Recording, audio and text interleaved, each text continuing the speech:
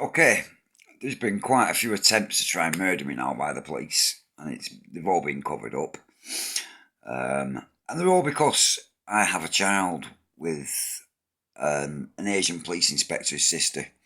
The girl's called Nadia Butt, and her daughter is called Poppy. She'll be about 10 now, and that's my child. I'm called Ian Hindle.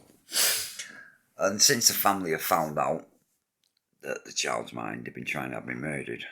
Now, the police have set me up several times on complete false fabricated evidence that's been proven in courts of law to be false fabricated evidence. Yet again, there's no charges been brought against them. But they've tried having me murdered last September. I was hit by a car when I was on a bicycle who drove through a junction at Arnhem Wharf in Blackburn. Uninsured driver, unregistered driver. The police just allowed him to drive straight off after he knocked me off my bike, knocked me unconscious. Luckily, again, didn't seriously hurt me, but he was supposed to because there was an ambulance already there that drove off at speed once I regained consciousness.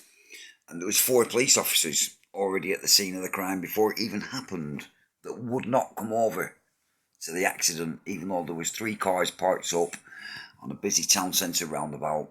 They would not come over, no matter what happened.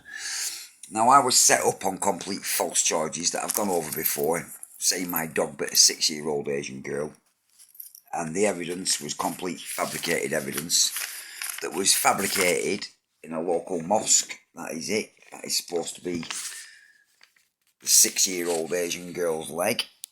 That is insubmittable evidence, but that's what I was charged off. And eventually, when they did manage to charge me, because they took all the paperwork out of my house that I got together after I had to represent myself, because all the solicitors lied in Crown Court, they've dragged this through Crown Court. That is absolutely disgusting. To use that as evidence in a Crown Court in England, that is just a complete abuse of the courts in England and Wales, and a complete abuse by the police and by these solicitors that run this kangaroo court, and these judges that have sat on this kangaroo court, where that is the only piece of evidence. That I was never charged anyway.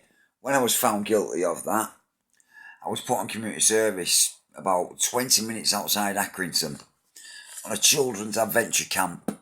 A camp where children stop for the week.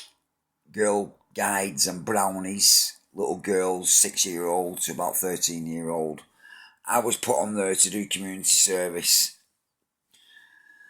just as a mockery, and I'd been done for a sex offence, set up by the police, set up by the Asians. A woman paid to push her daughter onto me, and then that woman was murdered to shut her up. Yeah. But I was put on a children's adventure park to do community service on a complete fabricated trial. And rather than parents would feel that sex offenders doing community service on the children's adventure camp where they're stopping for the week without the parents. I told the community service officer I shouldn't be on there. What did he do? He took all the rest of the lads off and left me working there alone.